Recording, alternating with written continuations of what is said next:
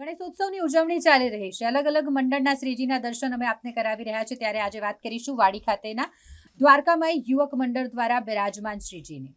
તેઓ દ્વારા ખૂબ જ સુંદર બાપાની પ્રતિમાની સ્થાપના કરવામાં આવી છે અને થીમ વિશે વાત કરીએ તો થીમ રાખવામાં આવી છે કે જ્યારે ભારતમાં પહેલીવાર સાર્વજનિક ઉત્સવની ઉજવણી 1892માં કરવામાં આવી હતી।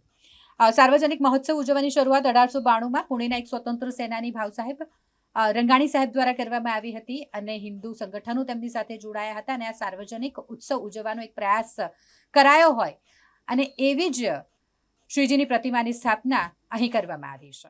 તમામ દર્શકોને ગણપતિ બાપ્પા મોરિયા ગણેશ ઉત્સવને લઈ અને વડોદરા શહેરની અંદર જે રીતે યુવક મંડળો દ્વારા અલગ અલગ થીમ કરી અલગ અલગ રીતે ગણપતિ બાપ્પાને બિરાજમાન કરવામાં આવે છે ત્યારે આજે દ્વારકામાં યુવક મંડળ જે વાડી ખાતે આવેલું છે અને ત્યાંના યુવક મંડળના યુવકો દ્વારા એક સુંદર થીમ તૈયાર કરવામાં આવી છે।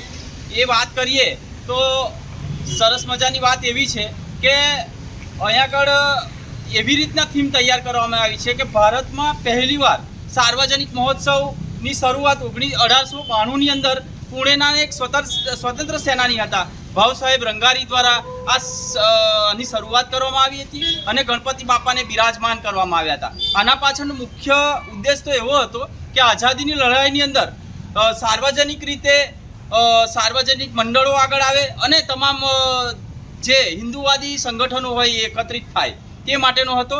હવે આજે આ રીતના એક એવી મૂર્તિ બનાવવામાં આવી છે, આપ જોઈ રહ્યા છો કે ગણપતિ બાપા કોઈ રાક્ષસનો સંહાર કરી રહ્યા હોય તો સીધો ઉદ્દેશ એવો છે કે હિન્દુ ધર્મની રક્ષણના કાજે જે હિન્દુ વિરોધી છે તે એવા રાક્ષસોને અહીંયા આગળ બતાવવામાં આવ્યું છે કે તેમનો વિનાશ કરી અને તેમને સંહાર કરી અને ભગવાન આની અંદર દ્રશ્યમાન થાય છે કે હિન્દુત્વને કેવી રીતે ટકાવી રાખવું। ખૂબ જ સુંદર અહીંયા આગળ થીમ તૈયાર કરવામાં આવી છે, સુંદર આયોજન કરવામાં આવ્યું છે। ખૂબ ખૂબ અભિનંદન દ્વારકામાઈ યુવક મંડળને કે આ રીતના તમે દર્શાવી અને હિન્દુત્વ કેવી રીતે ભગવાનને અને આપણા હિન્દુના તહેવારોને મનાવીએ અને તમામ હિન્દુ જે લોકો છે અને સંગઠનો છે તેમને એકત્રિત કરવામાં આપનો સિંહપાળો છે। ખૂબ ખૂબ અભિનંદન દ્વારકામાઈ યુવક મંડળને। સ્પાર્ક ટુડે ન્યૂઝથી નરેશ।